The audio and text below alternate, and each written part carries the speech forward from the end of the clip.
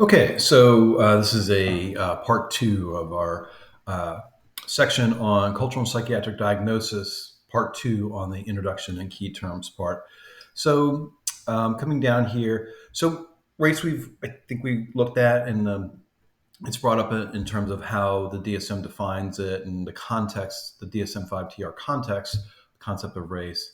Um, is already been covered. I think ethnicity was not specifically brought up before. So let's just take a look at those um, quickly. So the one thing I just wanted to call out here, again, I know you can read the definitions and get your head around them, no problem. So this is just a little extra context.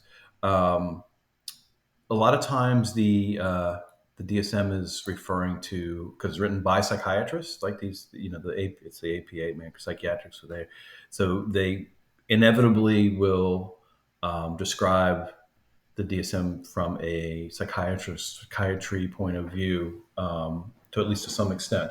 So I just highlighted that the construct of race is important because it leads to racial ideologies, exacerbate psychiatric disorders, contribute to poor outcome, racial biases can affect diagnostic assessment.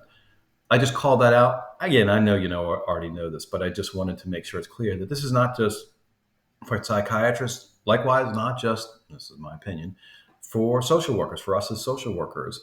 This is a critical point for anybody who is a licensed and credentialed provider of not just behavioral health, but any form of healthcare.